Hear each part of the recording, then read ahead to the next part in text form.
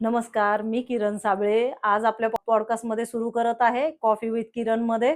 आपल्याकडे आलेले आहेत खूपच फेमस पाहुणे आहेत आपले.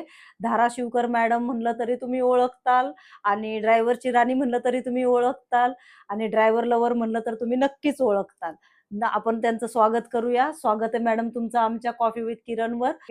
मॅडम नमस्ते. कसा झाला तुमचा प्रवास? म्हणजे सुरुवात तुमची कुठून झाली? बेसिकली तुमचं गाव कुठलं होतं? नमस्कार, मी रंजनागिरी धाराशिवकर. मी सध्या धाराशिवून आलेले आहे तुमच्याकडे. खूप दिवसापासून यायची इच्छा होती, पण म्हटलं चला आज वेळ आहे म्हणून आले तुम्हाला भेटायला. मॅडम कसा प्रवास झाला? म्हणजे तुमचं गाव कुठलं आहे? पहिले गावाचं नाव आणि तुम्ही कुठे शाळेला होता वगैरे? माझं गाव आहे लातूर साईडला आहे, तिथे माझा जन्म झालेला आहे. पण तिथून थोडासा प्रवास खूप खडतर झाला, कारण माझी मम्मी लहानपणीच वारली. मग माझ्या पप्पांनी दुसरं लग्न केलं. आम्ही तुळजापूरला आलो. तुळजापूरला मम्मीपाशी आल्यानंतर आम्ही राहिलो. सावत्र मम्मीचं तर सगळ्यांना माहितीच काय असतं. मग तिथून पुन्हा आम्हाला हॉस्टेलला टाकलं. आम्ही दोघी बहिणी हॉस्टेलला टाकलं. मग तिथून प्रवास खूप एवढा वाईट झाला माझा, मी ते सांगू पण शकणार नाही. एवढा प्रवास खरतर झाला. जेवायला एक टाइम भेटायचं नाही, काय नाही. असे खूप दिवस बेकार काढले मी. मग शेवटी पुन्हा झालं, थोडक्यात म्हणजे म्हणायचं. तुमची सावत्र मम्मी तुम्हाला सांभाळणार नाही बोलली म्हणून तुम्हाला टाकलं का हॉस्टेल? हो, हॉस्टेलला टाकलं. त्या मम्मीचे पण मुलं होते, तिने तिच्या जवळच ठेवले. आमच्या दोघी बहिणीला हॉस्टेलला टाकलं. माझे पप्पा मला भेटायला यायले तरी पप्पांना कधी भेटू दिलं नाही. माझ्या पप्पाने पण खूप स्ट्रगल करून आम्हाला सांभाळलं, पण कधी असं पप्पा आणि आमची भेट माझ्या आईने होऊच दिली नाही. म्हणजे तुमचं बॉन्ड क्रिएट करू दिलं नाही तुमच्या मम्मीने. मग तुम्ही दोघी बहिणी एकत्रच होता का तिथे हा, हॉस्टेलमध्ये? एकत्रच होतो हॉस्टेलमध्ये. मग बहीण तरी तुम्हाला जीव लावते का? हो म्हणजे तुमच्या बहिणीला आणि तुम्हाला दोघांना एकत्र स्ट्रगल करावा लागला. हो, मग खूप. कितवी झाली तुमची तिथे? माझी तिथं 7वी झाली. मग 7वी झाल्यानंतर तुळजापूरला घेऊन आले, टीशी काढली. मग त्यांच्या पाहुण्यात त्यांनी पाहुणे बघितले, त्यांच्या जवळच्या इथं लग्न करून दिलं माझं. खूप लहान वयात लग्न केलं आणि लग्ना दिवशी असं वय कमी होतं म्हणून त्यांनी गेटकन लग्न केलं घरामध्येच. आणि ज्या दिवशी माझा अक्षदा पडायचा त्या दिवशी माझे पप्पा हॉस्पिटलमध्ये गेले. लग्नाला पण माझ्या पप्पाला थांबू दिलं नाही. येईपर्यंत पण वेळ बघितली नाही आईने, की लगेच करून दिलं. झटकी पटलं हा, त्यांच्याच नातेवाईकांमुळे. त्यांच्याच नाते. तुम्हाला पूर्वकल्पना काही दिली नाही? काहीच दिलं. आणि तेव्हा तुमचं वय किती होतं लग्न करताना? तेव्हा माझं 12 वय चालू होतं. अरे, म्हणजे त्यांना पटकन तुमच्या ह्याच्यातून मुक्त व्हायचं होतं, तुमच्या जबाबदारीतून. हा. आणि करून दिलं. खूप खूप म्हणजे लहान वयामध्ये काही मला नॉलेज नव्हतं की काही असतं काय नाही. जेव्हा घराच्या बाहेर अशा हार घालून आल्यानंतरच गल्लीतल्यांना पण माहित झालं की लग्न झालंय, तोपर्यंत कोणालाच समजू दिलं नाही. आणि तुमच्या म्हणजे दोघांमध्ये डिफरन्स किती वयाचा होता? वय कमी जास्त त्यांचं किती होतं? त्यांचं वय खूप होतं, माझं खूप लहान होतं. म्हणजे ते तुमच्या वयाने मोठे होते, हा त्याच्यामुळे त्यांनी झटकीपट लग्न केलं. हो, त्यांचा पहिलाच विवाह होता का? हा पहिलाच विवाह. ही गडबड करण्याचं कारण काय असेल तुमच्या मम्मीचं? सावतर मम्मीचं तर सगळ्यांना माहितीच आहे, काय प्रॉब्लेम असतात काय नाही. आई ती आई असते, पण सख्या आईची जागा कधी सावत्र आई घेऊ शकत नाहीये. आणि माझं प्रेम माझे पप्पा होते. माझ्या पप्पांना मी मम्मीचं पण प्रेम दिलं मला, आणि पप्पांचं पण माझ्या पप्पांनीच प्रेम दिलं मला. पण कसं आहे, मम्मीची जागा पप्पांना घेता येत नाही, तितकं मायेने वागवता येत नाही. आणि सावत्र आई असल्यामुळे त्यांना त्यांचं मन कधी तुमच्यापुढे खुलं करता आलं नाही. करता आलं नाही. मग त्यांनी विरोध केला असेल म्हणून तर ते दवाखान्यात गेले असतील, की त्यांना वाटलं असेल की हे व्हायला नाही पाहिजे एवढं कमी वयात. हा, हो की नाही? हा, मग तिथून तुमचा प्रवास कसा झाला? सासूरवाडीत कसा तुमचा प्रवास चालू झाला? सासरवाडीत गेल्यानंतर काय एवढं समजत नव्हतं. ते पण गरीबच होते. त्यांच्या घरी खूप कष्ट केलं. 1 वर्ष काय नाही, चांगले राहिले. 1 वर्षानंतर मग दारू पिणं, मारणं हे चालूच झालं. मग ते दारू पिऊन तुम्हाला मारायचे, कामाला वगैरे नाही जायचे? हा, खूप शेतात पण कामाला जायचं. मी पण काम केलं त्यांच्यासोबत, ऊसतोडीला गेलो, खूप स्ट्रगल केलं आणि शेवटी व्हायचं ते झालं. 3 लेकरं झाले. तोपर्यंत काय नाही, हाणमार केली. आईकडे जायचं आधार नाहीये म्हणून त्यांच्यापाशी खूप दिवस खेळले मी. मला सहन नाही झालं. धाराशिवला आले मी. मग सासू सासऱ्यांनी सपोर्ट नाही केला काही? नाही, ते सासू सासरे सपोर्ट करत होते, पण जो आपल्याला सपोर्ट करायचा तोच माणूस आपल्याकडनं नाही, तर सपोर्ट करून तरी काय उपयोग म्हणजे ते दारूच्या आहारी गेले होते आणि जबाबदारी ते पण पार पाडत नव्हते. नव्हते. म्हणजे पहिले तुमची जबाबदारी तुमच्या सावत्र आईने घेतली नाही, आई तर वारलेलीच होती. हो, त्याच्यानंतर नवऱ्यांनी पण तुमची जबाबदारी टाकली. नाही घेतली. मग तुम्ही जॉबला जायला चालू केलं का मुलांच्या जबाबदारीसाठी? नाही, शेतामध्ये त्यांच्यासोबत काम केलं मी. भरपूर काम केलं मजुरीचं. शेतामध्ये गेलो, ऊसतोड्या केल्या, सगळं केलं. ऊस तोडायला सुद्धा गेलो त्यांच्यासोबत. मग ते केलं. पुन्हा नवऱ्याचे लफडे पकडले 2-3. ते शेवटी मी म्हंटल मला राहूनच काय उपयोग नाही. आपण स्वतःच्या पायावर उभा राहायला पाहिजे. त्यासाठी मी त्यांचं गाव सोडलं. मी धाराशिवला आले माझे 3 लेकरं घेऊन. जेव्हा धाराशिवमध्ये आले तेव्हा हाय असं आले होते. काहीही घेतलं नव्हतं त्यांच्याकडनं. आले. एक मैत्रीण होती माझी. त्या टायमाला कोणी साथ देत नाही. मैत्रीण असो कोणी असो. आल्यानंतर 3 दिवस एकाच बिल्डिंगच्या साईडला बसले. एक साडी एका पदराखाली 3 लेकरं घेऊन बसले. त्या लेकरांना जतन केलं. आणि असं शिळ्या भाकरी असतात ना, ते कुत्र्याला ठेवायच्या भाकरी मी धुवून आणायचे आणि ती भाकरी माझ्या लेकरांनी आणि मी खाल्ली. असे दिवस काढलेत मी. तिथून पुढे मग तुम्ही काय केलं? मग तिथून मग असं विचारत विचारत मग एक रूम केली भाड्याने मी. मग तिथून छोटंसं गळ्यातलं होतं ते ते ठेवलं त्या टायमाला 5,000ला. मग तिथून पुन्हा माझा प्रवास चालू केला स्वतःचा. मग तुम्ही तिथे रूम वगैरे केली. मग हा. तुम्ही जॉबला जायला लागला. मग मुलांच्या शिक्षणाचं कसं केलं? मग लेकरांना मी हॉस्टेलला ठेवलं. एक मुलगा थोडा लहान होता, जवळ घेतला. मग तिथून एक मैत्रीण म्हटली भाजीचा व्यापार कर म्हटली. ठीक आहे म्हटलं. त्यामध्ये पण काही आपल्याला एवढं नॉलेज नव्हता. मग पहिल्या स्टार्टिंगला एक 5 किलो मटकी आणली, मटकीचं केलं. त्यामध्ये पण 2 किलो 3 किलो असं विकलं. विकल्यानंतर कधी 500 राहायचे, कधी 200 असं स्ट्रगल करत मग पुढे गेले मी. मग पुढे गेल्यानंतर मग मी भाजीचा व्यवसाय चालू केला. मग तिथून मग माझं चांगलं झालं. रोज 1000 यायचे, कधी 500 यायचे. असं स्वतःच्या पायावर उभं राहत गेले. मग पूर्ण स्वतःची जागा घेतली, घर केलं. मग तिथून चांगलं होत गेलं माझं. तेव्हा तुमच्या मुलाला हॉस्टेलमध्ये टाकलं, त्याचं एज काय होतं त्या टायमाला? त्या टायमाला माझ्या लहान मुलीचं आणि मोठ्या मुलीचं म्हटलं तर पहिलीपासून स्टार्टिंग तिथंच चालू केली त्यांची. पहिलीला म्हणजे 5-6 वर्षाच्या होत्या. आणि छोटा मुलगा किती वर्षाचा होता? हा 1 वर्षाचा तर होता. तो 1 वर्षाचा. आणि मग हे 5-6 वर्षाच्या मुली तिथे ठेवून तुम्ही इथे डेलीचा तुमचा भाजीचा बिझनेस सुरू केला.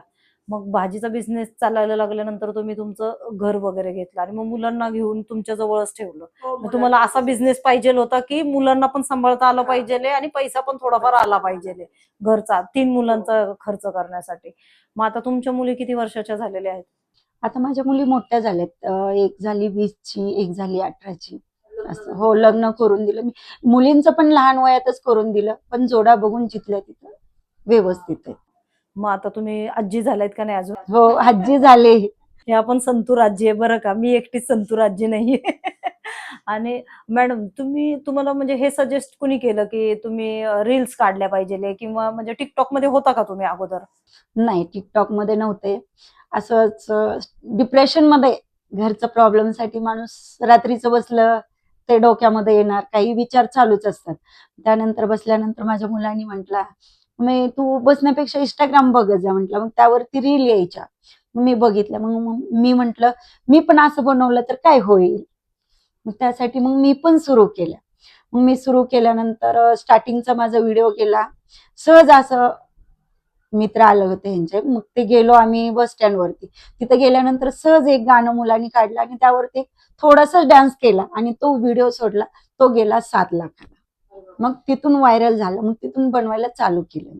तुमचा कंटेंट असा डान्सचा नाहीये तुमचा? तो अगोदर डान्सचा केला आणि नंतर मग माझी एक मैत्रीण आहे, तिनं म्हटली असे कोणतं तरी एक कंटेंट पकड म्हटली. मग माझा जावई ड्रायव्हरच आहे. माझा नवरा पण आता मी दुसरा नवरा केलाय ना, तो पण माझा नवरा ड्रायव्हरच आहे आणि त्यांनी खूप मला सपोर्ट केला.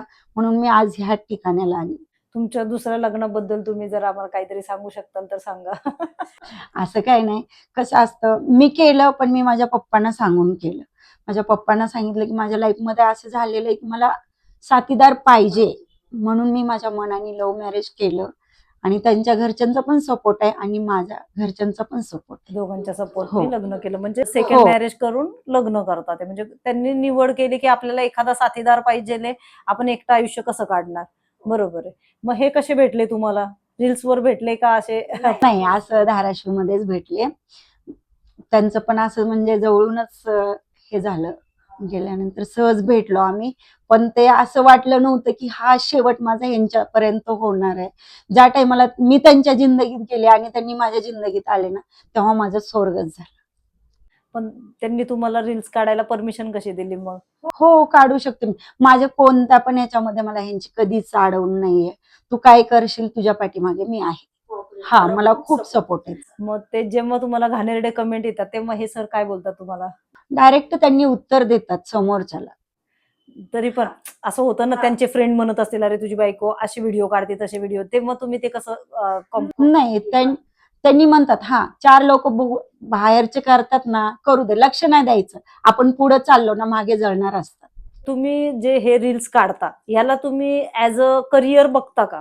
पैसे कमवायचा हा मार्ग असू शकतो का, असं वाटतं का तुम्हाला या रील्स थ्रू?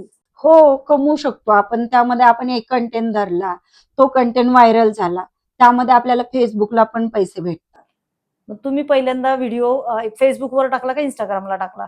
मी अगोदर इंस्टाग्रामला टाकला आणि मग नंतर फेसबुकला पण माझे व्हायरल झाले. मला आता सध्या डॉलर पण पडलं. म्हणजे फेसबुक वरून तुम्हाला जास्त पैसे येतात का इंस्टाग्राम वरून पैसे येतात? फेसबुक वरून जास्त पेमेंट येतं आणि युट्यूब वरून पण येतं. इंस्टाग्राम वरून पैसे येत नाही, फक्त फॉलोअर्स कमवले तर आपल्याला प्रमोशन्स येतात. पण फेसबुक वरून आपल्याला 5K डॉलर येतात. मॅडमला पण डॉलर चालू झालेले आहेत आणि युट्यूबला पण येतात. तर करिअर ऑप्शन ऍज अ तुम्ही जर याला चूज करतात अर्निंगसाठी, तर तुम्ही पहिले फेसबुकवर व्हिडिओ टाका. काय म्हणता मॅम, फेसबुकवर टाकलं पाहिजे? हो. फेसबुकचा कंटेंट कोणता हाय जातो बघा, आम्ही पण अजून स्ट्रगल करतोय, आपल्यालाच माहित नाही पडत की कोणता कंटेंट जातो. पण मॅडमचे भरपूर आहेत त्याच्यावर पण फॉलोअर्स, तर तुम्ही त्यांना नक्कीच बघत राहा. मॅडम, तुम्हाला पहिला डॉलर आला तर कसा वाटला? मी खूप खुश झाले की मला सध्या आता स्टार्टिंगला डॉलर पडला. म्हणजे तुम्ही सगळ्यांना दाखवलं का मला? हो, सगळ्यांना दाखवलं. हो. मुलाचं तुमचं कसं कॉपरेशन आहे ह्या सगळ्या तुमच्या ज्या रील्स असतात वगैरे, तर मुलगा ह्याच्यामध्ये काय रोल ठेवतो तुमच्या? माझा मुलगा कधी कधी मला डायलॉग पण सांगतो, एडिटिंग पण तोच करतो. कसं बनवायचं, मला आणखीन याच्यामध्ये काहीच नॉलेज नव्हतं. माझ्या मुलाने खूप मला सांगितलं की असं बनवायचं ते, मग तोच करतो एडिटिंग वगैरे.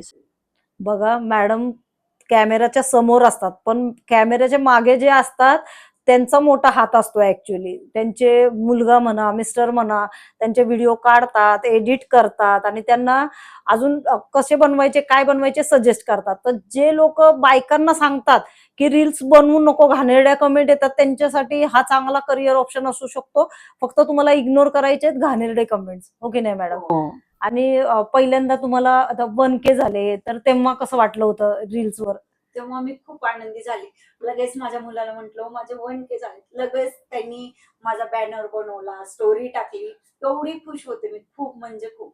10K झाल्यानंतर काय केलं मग तुम्ही? मग तिथून पुन्हा मग फोटोशूटला गेलो. आम्ही फोटोशूट केले. मी आज खूप खुश आहे. असं फिरायला गेलो. आणि मॅडम, आता तुम्हाला सर कॉपरेशन कसं करतात? म्हणजे तुम्हाला जिथे कुठे बोलवतात प्रमोशन्सला वगैरे, मग सर तुम्हाला कसं कॉपरेट करतात त्याच्यामध्ये? हा, ते सोबत येतात. कुठे जायचं झालं चल, लगेच सपोर्ट फुल आहे त्यांचा मला. त्यासाठी मी मागं काय बोलतात विचार करत नाही. आपण पुढे जायचं. आणि जी लोक घाणेरडी कमेंट करतात त्यांच्यासाठी तुम्ही काय सांगणार? ते काय असतं, कोणाला नॉलेज असतो नसतो ते आपण लक्ष द्यायचं नाही. करणार करतात, आपण पुढे चलत राहायचं. पण तुम्ही बघितलं का कधी की हे जे घाणेरडे कमेंट करतात त्यांचे ऍक्च्युअली फॉलोअर्सच नसतात, ह्यांचा आयडी प्रायव्हेट असतो. आणि ही जी लोक कमेंट करतात ते फक्त येतात असं, म्हणजे फेक आयडी वरून एक कमेंट टाकतात आणि परत ते गायब झालेले असतात. एकही पोस्ट नाही, एकही नाही. असं कमेंट मी म्हणते घाणेरडी कमेंट कोणी टाकावी ज्यांचे 100K फॉलोअर्स आहे? कसं असतं, ते फेक आयडिया नसतात. ते काय करतात, आपल्या जवळचेच असतात. ज्यांना बघवत नाहीये ना, ते फेक आयडी घेऊन येतो आणि आपल्याला कमेंट करून निघून जातो. त्यासाठी लक्ष द्यायचं नाही. हा, जर बाय चान्स समोरचा सापडला तर त्याला सोडायचा नाही. बघा, फेक आयडी करणारे आपले जवळचेच असतात, जे आपल्याला पाठीमध्ये खंजीर खुपसत असतात, ज्यांना आपलं चांगलं बघवत नाही. मग कोणीही फेक कमेंटला घाबरू नका, फेक आयडीजला घाबरू नका. ही लोक उलट आयडीवर कमेंट करतात तर आपला रिच वाढवतो. बरोबर आहे की नाही मॅम? ज्यांना बघा जास्त कमेंट आहे त्यांचा रिच वाढलेला असतो, म्हणून कमेंटला भीक घालू नका. धाराशिवला राहून, धाराशिव म्हणजे पुण्यासारख्या शहरात आलेल्या आहेत धाराशिववरून. पुण्यासारख्या शहरात यांनी आपला बिझनेस केलेला आहे. मुलं मोठी करून त्यांची लग्न केलेली आहेत, त्यांचं शिक्षण केलेलं आहे आणि स्वतःचं करिअर सुद्धा या एज मध्ये त्यांनी इम्प्रूव्ह केलेलं आहे. तर आपण 20-22च्या मुलींनी तर करिअर करायला काही प्रॉब्लेम नाहीये. वर्षाचे होतं तुमची फर्स्ट मम्मी आली तेव्हा, सेकंड मम्मी आली? मी खूप लहान होते तरी मम्मी वारली तेव्हा तुम्हाला काही कळत नव्हतं, 7 वर्षाचे होता. बरोबर आहे की नाही? तर मम्मी कशाने वारली वगैरे तुम्हाला तेव्हा कळत होतं का? ते लहानपणीच वारले डिलिव्हरीच्या ह्याच्यामध्ये. डिलिव्हरीमध्ये वारली म्हणजे त्या बऱ्यापैकी वीक होत्या. तर मम्मी कशी वारली ते जर आम्हाला थोडंसं सांगा. कसं माझ्या भावाच्या डिलिव्हरीला गेली होती. गेल्यानंतर मग भाऊ जन्माला सगळ्यांनी सांगितलं, पण त्या टायमाला माझी आई राहिली नव्हती. तिथून डायरेक्ट घेऊनच आले. मग त्या टायमाला माहित नव्हतं की आई वारल्यानंतर काय प्रॉब्लेम असतो, एवढं काहीच समजत नव्हतं मला. म्हणजे मम्मी तुमची दवाखान्यात गेली हो. जेव्हा 9 महिने भरलेले होते आणि डायरेक्ट आरतीवरच आली. मग बाळाचा कसा सांभाळ झाला तो इतका न्यूबॉर्न? मग माझी मोठी बहीण होती ना, मग माझ्या मोठ्या बहिणीने सांभाळ केला आमचा. मग त्या टायमाला तुमची बहीण किती वर्षाची होती? ती 9 वर्षाची होती. 9 वर्षाच्या तिला जे प्रेम भेटायचं सगळ्याकडनं ते तिला काहीच भेटलेलं नाही. ते पूर्ण मम्मीसारखा सांभाळ तिनं केला आमचा. तुम्हाला सांभाळत होती, बाळाला पण सांभाळत होते. मग त्या शाळेत तेव्हापासून गेल्याच नाही? नाहीच. मम्मी आली जेव्हा आरतीवर, बाळ लहान असताना, तर मग ते बाळाला कुणी बघितलं? कसं तुमच्या पप्पांनी ते कसं हँडल केलं ह्या सगळ्या गोष्टी? त्याच्यामध्ये कसं माझ्या दीदीनी जास्त सांभाळलं मोठ्या बहिणीनी. पण माझे पप्पा शेतात काम करायचे, खूप गरिबी होती. मग शेताला जाताना अगोदर आम्हाला हाताने डब्बा बनवायचा, घरात ठेवायचं. माझी चुलती होती, चुलती सांभाळायची. माझ्या मोठ्या बहिणीने जास्त आम्हाला सांभाळ केला. माझे पप्पा दिवसभर कामाला जायचे. मग ते लहान भाऊ असल्यामुळं शाळेत जाता यायचं नाही. मग तिथल्या तिथून मग खूप 1 वर्ष असं स्ट्रगल केलं माझ्या पप्पांनी. सकाळचा स्वयंपाक करायचा, गड्या माणसाला होत नाही. तरी त्यांनी मम्मीसारखा सांभाळ केला. मग शेवटी पुन्हा माझ्या पप्पाला पाहुणे आले.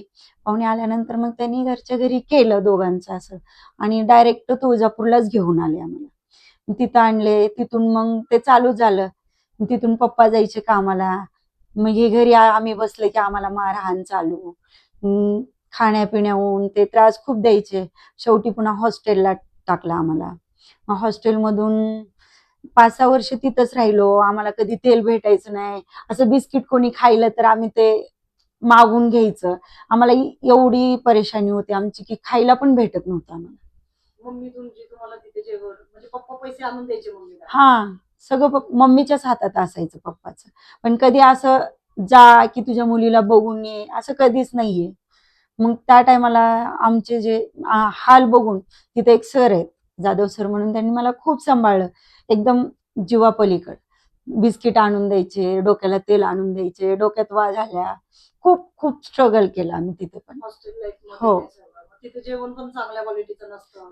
पहिलं काहीच नव्हतं, आता सुधारणा केली, पण पहिलं उठलं की ते एवढ्या एवढ्या मोठ्या चपात्या भाजी हेच चालू असायचं. तुमची बहीण तेव्हा तुम्हाला म्हणजे ते घासातला घास देत असेल. हो. आणि तुमचे पप्पा तिथं भेटायला तुम्हाला कधी कधी हा, मग कधी मध्ये यायचे. मग एक वेळेस असंच तुळजापूरला हॉटेल चालू केलं पप्पानी. मग हॉटेल चालू केल्यानंतर मग म्हटले शाळेवर जाऊन येतो. ही आमच्या मम्मीला नाही सांगितलं की मी इकडे शाळेवर जाणार आहे म्हणून. मग पुन्हा ते सायकलवर सकाळचं हॉटेल उघडून द्यायचे, पुन्हा सायकलवर जायचे, उन्हाळ्यात ग्यार विकायचे. मग तसंच शाळेवर यायचे. मग आम्हाला गपचूप येऊन भेटून खायला बिस्किट वगैरे देऊन जायचे. आणि मग तुमचे चुलते वगैरे येत नव्हते का भेटायला? नाही, त्यांचं कोणाशी कॉन्टॅक्टच नव्हता आमचा. तिकडे जाऊ पण दिलं नाही, बोलू पण दिलं नाही. मग त्यांना पण असं वाटलं नाही का आता यांचे मम्मी पप्पा नाही, पोरं हॉस्टेलमध्ये आहेत, आपण त्यांना? नाही, बोलायचं नाही म्हणल्यानंतर ते तर कसे येणार. मग तुमची मम्मी बोलली का त्यांना त्यांच्याशी हा. बोलायचं नाही, संबंध ठेवायचा नाही हा. वगैरे? मग तुमची बहीण आता कुठे आहे? आता काय करता तुमची? आता माझ्या मोठ्या बहीणचं खूप छान झाले. तिचं पण लग्न करून दिलं. पंढरपूर पाशीच गाव आहे. तिथं पण तिच्या पण 2 मुलीचं लग्न झालं. एका मुलीला वनरक्षक मध्ये नोकरी लागली, तिचं पण छान झालं. छोट्या मुलीचा नवरा ड्रायव्हर आहे, बसमध्ये लागलेलं आहे. ते पण खूप चांगलं आहे तिचं पण आता. मग तुमची बहीण आता तुम्हाला सपोर्ट करते का? हो, फुल. तुमचे व्हिडिओला असे व्ह्यूज येतात किंवा असे लोक कमेंट करतात, तेव्हा तुमच्या बहिणीचं काय म्हणणं असतं? ते बहिणीला थोडंसं वाईट वाटलं, पण ज्या टायमाला मी म्हंटल की मला याच्यापासून माझं घर चालतं, कमाई येते, मग त्यामध्ये स्ट्रगल थोडं केल्यासारखं काय होतं त्याला बनवलं. मग त्यांचा सपोर्ट. ठीक आहे, हा सपोर्ट आहे तिचा पण. तुमच्या वडिलांचा रोल काय होता तुमच्या या सगळ्या सिच्युएशन मध्ये? त्या टायमाला आम्हाला काही कळतच नव्हतं. त्या टायमाला माझ्या बहिणीनं मग मला खूप सपोर्ट केला. मग पप्पा उठायचे, कामाला जायचे, मग घरी जेवायची आपदा व्हायची. मग काय बहिणीनं बघायचं, त्या भावाला घेऊन बसायचं, सांभाळायचं. मला तर काही समजत नव्हतं, मी खूप लहान होते. मग तिथून मग एक 6 महिने वर्ष झाले. मग पुन्हा माझ्या पप्पाला पाहुणे आणले. दोघांनी घरच्या घरी लग्न केलं, आम्हाला तुळजापूरला घेऊन आले. मग तिथं आले की आमचे हाल चालू झाले दोघी बहिणींचे. बहीण गपचूप काही तर दुकानात आणायची, आम्ही दोघी खायचं गपचूप. मग पुन्हा तिथून आम्हाला हॉस्टेलला टाकलं. हॉस्टेलला मग पप्पाला कधी भेटू दिलं नाही मम्मीनं माझ्या. पप्पा कधी मध्ये यायचे, कधी गेले की भांडणं करायची, मम्मी का गेला तुम्ही, मला नाही सांगितलं, तुम्ही गपचूप पैसे देऊन येता तुमच्या मुलीला, खायला प्यायला गपचूप देऊन येता. तरी पण पप्पा म्हणायचे नाही दिलो, नाही गेलो. सरांपाशी पैसे ठेवायचे, मग आम्हाला बघायचं. मग जर असं बसल्यानंतर व मैत्रिणीमध्ये पण भांडणं झाले तर त्या टायमाला माझी बहीण मला खूप सपोर्ट करायची. जाधव सर होते, त्यांनी आम्हाला तेल आणून द्यायचे, बिस्किट आणून द्यायचे. आमची खूप म्हणजे परिस्थिती अशी नव्हती. तिथं ठेवलं की एक एक वेळेस खायला सुद्धा नाही आम्ही उपाशी झोपलेले. तुमचे जे जाधव सर होते ते तुम्हाला म्हणजे कोणत्या विषयाला शिकवायचे वगैरे? म्हणजे मराठी विषय शिकवत होते. बहीण हुशार होती, मी एवढी हुशार नव्हते, त्यातलं मला काय येत नव्हतं. कारण मी लहानच होते आणि तिथं माझी स्टार्टिंग पहिलीपासूनच झाली. असं शून्य पण काढायचं म्हणलं तर काही येत नव्हतं मला. तिथून खूप म्हणजे शिक्षण खूप छान झालं माझं तिथं. आणि तिथून राहण्याची वगैरे सोय पुन्हा थोडी थोडी हे होत झाली. मोठं झाल्यानंतर मग कुणाच्या आईने नेलं तुळजापूरला. तुळजापूरला नेऊन ठेवलं. तिथं ठेवल्यानंतर काम केल्याशिवाय. तुळजापूरला कोण होतं तुमचं? तुळजापूरला म्हणजे माझ्या पप्पाच्या मावशीकडनंच ते पाहुणे आणले होते. मग तिथं ठेवलं होतं. त्या पाहुण्यांच्या घरी ठेवलेलं होतं. मग ते तुम्हाला स्वयंपाक वगैरे करून द्यायचे? हा ते नाही, पुन्हा मग मम्मी तुळजापूरलाच राहिली ना. मग तिथं राहिल्यानंतर पप्पा कामाला जायचे, आम्ही घरीच. मग पुन्हा लवकर मोठ्या बहिणीचं पण लवकरच त्यांनी लग्न केलं. ती गेल्यानंतर मग मी एकटीच पडले, मग मी रडायचे. तिथं शाळेत घातलं, तिथं पण करमायचं नाही, बहिणीची आठवण यायची ना. सगळं घरकाम वगैरे तुम्हाला दिलं? सगळं करायचं. सगळं घरकाम करून तुम्ही शाळेला जात होता? हो, शाळेला जायचं. आणि स्वयंपाक वगैरे ते डबा वगैरे द्यायचे? स्वयंपाक येत पण नव्हता करायला, तरी तसंच करायचं. नाही केलं की वरनं अजून मार खायचा. मग स्वयंपाक तुम्ही कसा शिकलात? मग मोठी बहीण आल्यानंतर मग ते शिकवायची ना, असं करायचं. भाकरी अशी टाकता येत नव्हती मला, मग ते बहिणीनं शिकवलं. तुमची बहीणच तुमची गुरु आहे म्हणजे? हा. मग बहीण लग्न झाल्यानंतर इथे माहेरला यायची का नाही? हो, येत होती. ते मग तिचं झाल्यानंतर 1 वर्षाने तर माझं लगेच मम्मीनं त्यांनीच ठरवलं, लग्न बी केलं, सगळं त्यांच्याच मनावर केलं. आणि तिच्या मुलीला घर जावाई करून दिलं, तुळजापूरमध्ये जागा घेऊन दिली. म्हणजे सावतर हे फरक जाणवतो माणसाला. असं वाटतं सावत्र आई पण नाही असं करू शकत, पण खूप काही करू शकते. मग सावत्र भावंड किती आहेत तुमचे? एक बहीण आणि एक भाऊ आहे. आता वडील कुठे आहेत तुमचे? माझे वडील आता सध्या तर नाही आहेत, कारण 1-2 वर्षाखाली मी बोलत नव्हते. ज्या टायमाला मी धाराशिवमध्ये मी माझ्या मिस्टरांसोबत लग्न केलं ना, माझ्या पप्पाला सांगून केलं. पण माझ्या पप्पांचा मला सपोर्ट होता की माझ्या मम्मीचा आणि भावाचा सपोर्ट नव्हता. माझ्या पप्पाला म्हणायची तू बोलायचं नाही तिच्याशी. आणि ज्या टायमाला माझ्याकडे पैसे होते त्या टायमाला मी आईला 1,30,000 दिले. दिल्यानंतर ते पैसे वापस घेताना एवढे भांडणं केले पप्पा सोबत. ते खूप जणांनी भांडणं केले की तिचे पैसे द्यायचे नाहीत म्हणून. नंतर माझे पप्पा म्हणले मी मरायच्या अगोदर तुझे पैसे देणार म्हणून. माझे पैसे दिले, यांना बोलून यांच्या हातात पैसे दिले. पण ज्या टायमाला माझे पप्पा मला बोलायचे त्या टायमाला माझ्या मम्मीनं मला बोलू दिलं नाही. 4 वर्ष माझ्या पप्पाचं माझं बोलणं नव्हतं. आणि ज्या टायमाला राहिलेले 5,000 होते ते दिले आणि त्याच्या 8व्या दिवशी सांगितलं की तुझे पप्पा गेले म्हणून. त्या टायमाला मला काहीच समजत नव्हतं की हे काय होतं. मी म्हणायचं नाही माझे पप्पा असं होणारच नाही. पण ज्या टायमाला मी तिथं नव्हते, धाराशिव मध्ये नव्हते, मी बाहेरगावी होते. मी तिथून कशी आले आणि काय आले मला काहीच माहित नव्हतं. हॉस्पिटलमध्ये माझ्या पप्पाला नेऊन टाकलं होतं, करंट लागला होता. पण ते जवळच्यानी केलं, त्यांनी कोणीच उघडकीला येऊ दिलं नाही. पप्पांना तुमच्या करंट लागून वारलेत का ते? हो. मग तुम्हाला कितव्या दिवशी कळलं पप्पांना? मला सकाळी 9 वाजता झाला आणि मला दुपारी 3 वाजता कॉल करून सांगितलं भावानी की पप्पाला करंट लागलाय आणि सोलापूरला दवाखान्यात न्यायचंय, तू ये. म्हणलं शक्यच नाही. मला वाटलं भावाने दारू पिऊन फोन केला असं, पण ते खरं होतं. मग मोठ्या बहिणीला कॉल केला. मोठी बहीण मला म्हटली तू आत्ताच्या आत्ता निघ, काय नाही गेलेत म्हणजे. मग तुम्हाला सावत्र भावाने फोन केला? नाही, सख्या भावाने. आणि तुमचे सावत्र भावंड त्या टाइमाला म्हणजे काय सिच्युएशन होती या सगळ्यामध्ये, त्यांचा रोल काय? त्यामध्ये भाऊ आणि आई तेच होते. घातपात झाला माझ्या पप्पाचा, त्यांनी जर बाहेर येऊ दिलं नाही. जे समोरच्याकडनं घडलं ना, त्यांनी पैसे घेऊन बसले. हा, आणि आम्ही जाऊन केस करायची म्हटलं तर आम्हाला म्हणते तू केस करायची नाही, कारण मी सगळ्यामध्ये लढते ना, त्यासाठी विरोधात जायचं नाही. म्हणले ठीक आहे, म्हणलं आपलं गेलं, कोणाला काही बोलून उपयोग नाही. मग त्याच्या आधी तुमचं वडिलांचं कधी बोलणं झालेलं होतं जेव्हा वारले त्याच्या आधी? त्याच्या आधी 1 महिन्याखालीच मला कॉल केलता. ते पण मला कॉल करायच्या अगोदर मम्मी सांगत होती माझी की मला रंजनाला बोलायचंय, मला तिच्याकडे जायचंय. म्हणून त्यासाठी मग संध्याकाळी 10 वाजता जाऊन बॅलन्स टाकून आले आणि मला कॉल करणार होते. काय बोलायचं होतं त्यांनाच माहिती. आणि दुसऱ्या दिवशी कॉल करून माझ्याकडे येणार होते. यायचं त्या दिवशी सकाळी 7 वाजता तर पाण्याला गेले आणि 9 वाजता तशी घटना घडली. हॉटेलला पाणी आणत होते ना, तुळजापूरमध्ये हॉटेल होतं. हा, मग त्यांना करंट बसला. करंट बसला आणि डायरेक्ट जागेवरच गेले. पण ज्याच्याकडनं झालं ते जवळचाच माणूस आहे, त्यांनी नाव उघडकीला येऊ दिलं नाहीये आणि मी पोलीस केस करायला तर मला करू दिली नाही त्यांनी. मग आता वडिलांनी जेव्हा तुम्ही सेकंड लग्न केलं इथं तुमच्या घरी आले होते की नाही? हो, माझ्या घरी आले होते. पप्पा पण आलते, मम्मी पण आली होती. आले, बसले, बोलले, खाऊन पिऊन गेले आणि उलट म्हणले तू आम्हाला बोलायचं नाही. मम्मीचा शब्द की तू आम्हाला बोलायचं नाही, तू असंच केली तसंच केली. अरे बाबा, ज्या टायमाला माझ्यावर प्रसंग होता त्या टायमाला तुम्ही मला बघितलं नाही. ज्या टायमाला माझ्यावर टायमिंग होतं त्यांनी माझं घर भागवलं, माझी अवस्था त्यांनी सावरली ना. आणि तुमचा सख्खा भाऊ जो आहे छोटा तुमचा, तो तुम्हाला सपोर्ट नाही करत का? तो काही सपोर्ट नाही, तो पण पिऊनच फिरत होता. त्यांनी पण खूप काही, त्याला पण खूप सपोर्ट केला मी. ज्या दिवशी मी धाराशिव मध्ये आले तेव्हा त्याला पिऊन फिरायचा, बायको गावाला जायची, मग मी जायचं रात्री 12-12 वाजता गाडी घेऊन जायचं, त्याला आणायचं. खूप त्यांनी म्हणजे बाहेरच गेला होता. मग त्याला एकच सांगितलं, धाराशिव मध्ये आणलं, रूम करून ठेवली, त्याला भाजीचं शिकवलं, माळव्याचं ते चालू केलं त्यांनी. त्याच्यामध्ये मग थोडीशी दारू कमी झाली. मग पुन्हा बायको गेली होती, बायकोला घेऊन आले, मग त्यांचं बसताना बसवलं. मग आता स्वतःचा धंदा चालू केला, 2 गाड्या घेतल्या, त्याचं पण चांगले आता. ते आता तुमच्याशी बोलतात? हा, बोलतो. आता दाजी दाजी म्हणून त्यांच्या मागे फिरतो. आणि ज्या टायमाला मी केलं त्या टायमाला म्हटलं आम्हाला बोलायचं नाही, आमच्याकडे यायचं नाही. त्यावेळेस खूप विरोध केला. दुसऱ्या लग्नाच्या टायमाला थोडा विरोध झाला.